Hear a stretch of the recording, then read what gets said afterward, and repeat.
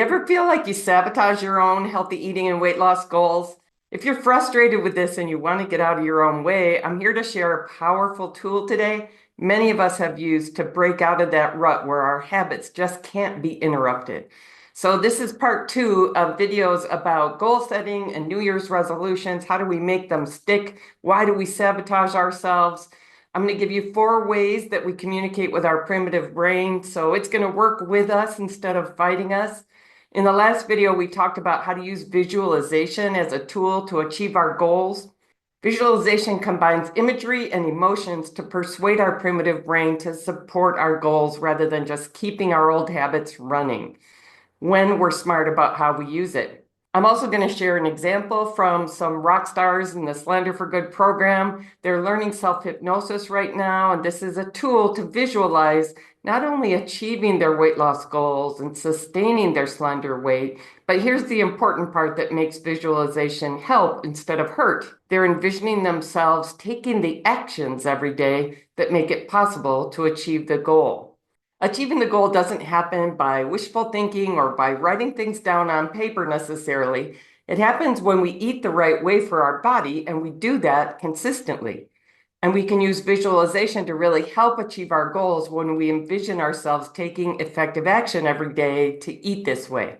And it really helps to envision some of the challenges we'll confront along the way, because it's a challenging environment, challenging times for healthy eating right now. So we really want to see some of the challenges that might be ahead of us and envision ourselves overcoming them. We don't want to skip that part of the visualization process. Just envisioning the results without envisioning doing the actions to achieve the results will actually make it less likely for us to succeed achieving our goals. So slender rock stars are going through that kind of visualization process right now using self-hypnosis. One of them has lost 66 pounds and one has lost 50 pounds and is now eating to maintain her weight. Another has lost 40 some pounds and eating to maintain her weight. So they're just seeing themselves, whatever happens the next year, the next 2 years, the next 5 years, overcoming obstacles, finding solutions, and easily continuing to move forward, eating in a truly healthy way that gives them the life they want. So that's a big understanding for using the tool of visualization to finally get a breakthrough with your habits. It's a way to get your primitive brain working with you and for you. And if you've used visualization before, I'd love to hear in the comments, what was your experience like? Did it help you achieve your goals? So today I'm going to share a powerful visualization process for you when you feel like your old eating and drinking habits just won't let go. And if you appreciate this kind of content and want to see more of it, please give this video a like and make sure you've subscribed to this channel. Now, I want to share this specific visualization process for when your primitive brain is powerfully resisting change and just keeping your habits running. I use this tool myself. It's a powerfully effective exercise for changing our habits. And how it works is we intentionally envision our future self, our future life, if we continue the habits we're struggling to change, right? So you vividly visualize a future that is so painful if you don't change your ways, letting yourself feel the pain of that, and you start to get a powerful feeling that you must change right now, today. So we get compelling motivation to change, and our primitive brain stops defending our old habits. It's called the Dickens process. You might remember in the Christmas Carol how Scrooge got scared straight by the ghosts that visited him. By the end of it, he was realizing that his habit of hoarding his money, mistreating his employees, ignoring his family, it was leaving him rich, but it was leaving him with a miserable, lonely life. And that really scared him straight. And we can use the same kind of process in our minds to scare ourselves straight. In this process, we intentionally link our current habits, our eating and drinking ways that we know are not serving us. We link those habits with pain. And that might not sound very good to you, but stick with me for a minute, because this process really can help you break out of a stuck spot that you may have been in for years, overeating processed foods and drinks and undereating nutritious foods. All right, I'm going to share it briefly now. First, you envision your dream outcome. So for me, when I went through this process 8 years ago or something, I envisioned a slender weight that I hadn't been in a long, long time. It's like 60 pounds lower, from a size 16, 18 to a size 6, 8, somewhere in there, wearing cute clothes that felt good, going to the closet every morning, feeling super comfortable, just pulling something out, putting it on, and knowing it's going to look good, because I hadn't had that experience for a long time. I envisioned myself moving through the world with confidence and no worry about my weight, no feeling like I needed to hide myself. And so many things I could envision would change. So many things changed better than I even envisioned. But I needed to have that vision of where am I going with this? But then you go back and you envision the likely realistic outcomes a year from now, 5 years, 10 years, 20 years from now, if you continue your current habits and mindsets and worldview. And that is painful, right? As you go through the guided visualization, you let yourself really picture the outcomes and feel the emotions that accompany them. Realistically, where would I be in a year? So I thought of myself as healthy and youthful, and I was always going to be healthy and youthful. But really, by the time I started tackling this very seriously, and by the time I went through this process, I could barely walk anymore because I had so much inflammation and pain in my feet.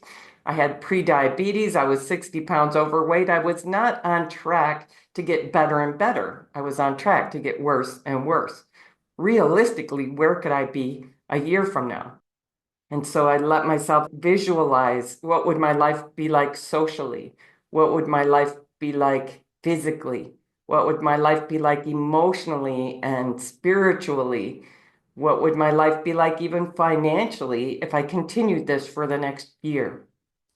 And then I let myself visualize, what if I continue this for 5 more years? And then I let myself visualize, what about 10 more years? Look in the mirror, what do I see?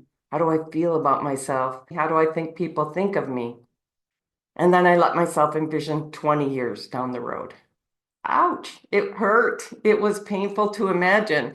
Every day when I would eat and drink in this way, I felt like this isn't that important, right? This isn't that bad. This doesn't really matter. I can change it tomorrow. Going through this visualization process scared me straight a bit. Like, well, maybe tomorrow isn't happening. This is going on for years and years and years. So I went through this visualization process a few times probably, and I scared myself straight. And I committed to quit fooling myself. I committed to facing the unhappy reality that I was creating my future every day with my eating and drinking habits. And as I let myself feel the pain of visualizing my future, my primitive brain quit fighting my healthy intentions. And I can tell you, like my primitive brain would say, we can't change this though. It's going to be so hard. It's going to be so painful. We're going to be so sad. We're going to be alone. Okay. I gave her a lot of reassurance. She's a child kind of, right? I gave her hugs and she started to notice, actually, this doesn't suck. I'm actually enjoying this. Actually, I'm starting to feel physically better. Nothing terrible is happening. You told me nothing terrible was happening. So this experience can really put your wise brain and your primitive brain in alignment, and that makes it so much easier to change your habits. Thinking about Christy and the Slender for Good program, I created a recording to help my Slender for Good clients go through this process. And Christy used it a couple of weeks ago, and it gave her just the boost she needed to get back on her eating plan after some holiday disruption, right? And within a matter of days, she was starting to feel confident and in the rhythm again. And she also was 3 pounds closer to her goal. So can you see how the Dickens process specifically helps the primitive brain go along with your healthy eating intentions? It's utilizing feelings and images, right? And you can use this technique to break through with relationship goals, with work or career or financial goals that you're feeling stuck with, any goals that keep getting stuck because your primitive brain wants to just keep doing what you've been doing. And it's very helpful for changing our eating and drinking habits, which can be some of the most entrenched. We can be very attached to our eating and drinking habits, right? So we talked a lot in the last video and this video about how to harness feelings and images to communicate with your primitive brain. And you might remember my abbreviation FIAT. FIAT speaks to our primitive brain: feelings, images, authority, and tribe. To really speak to your primitive brain and get it to be willing to let go of old habits and be willing to try new habits, right? Tribe is social influence. So how can we harness authority? You know, most of the authorities in our world now, I feel, are giving us very lousy advice and a lot of conflicting advice. And when I decided I have to change my eating and drinking because my future looks scary, I could not find an authority that I felt like I could trust. So I personally went to the research with my research training and studied hundreds and hundreds of articles looking for clear principles for how to eat that would rise to the top, predictably and reliably, leading to the results that I wanted. I felt like I had a good general idea of what healthy eating was, but as someone with evidence-based practices training, I had to admit I'm not so clear that I could write it all out in a manual. Here's the guiding principles. Here's the exact quantities of proteins and fats and fruits and vegetables and grains that make up those principles, right? So the research really did surface these fundamental principles and even some pretty clear guidance about how much to eat. And it was good to finally figure out what works and exactly how it's different from what I thought. But I really felt alone at the beginning, and I was crying, thinking this is so hard. I don't have anyone to help me. And pretty soon my brain started going, actually, this isn't hard. We're doing great. And this is enjoyable and it's simple and it makes sense. And this is what I hear from members of the Slender for Good community all the time. It's really nice having a very clear plan that's proven effective because you can just jump in and go with it and get results so quickly. They really appreciate also having a coach to guide them to success. They find that's a game changer.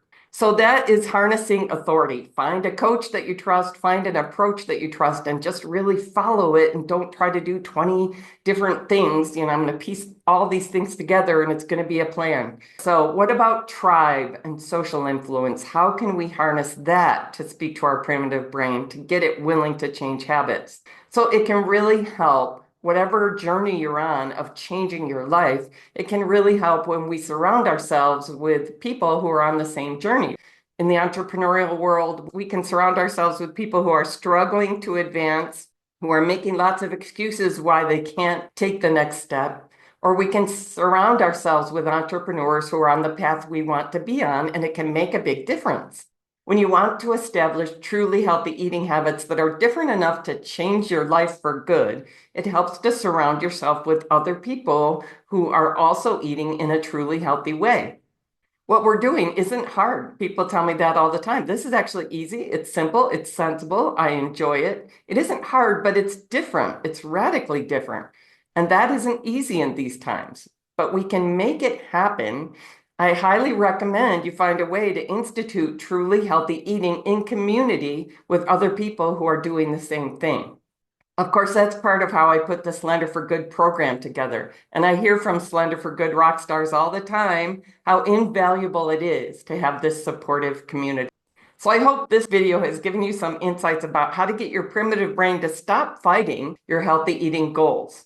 You can harness your primitive brain intentionally and greatly improve your odds for achieving lasting weight loss in quite a simple, natural way. When you have all the pieces in place and get your primitive brain aligned with your wiser brain, it just makes the process so much faster and easier. So I hope this was helpful. And if you want to dive deeper and explore how you could be a Slender for Good rock star with coaching and guidance and a supportive community, let's get on a call together. One of the ways I keep the success rate in the Slender for Good program super high is the program is by invitation only. I make sure that I invite people into the program who I can see are likely to succeed. So I'd love to explore, if that's you, how you can make 2025 your breakthrough year. All right.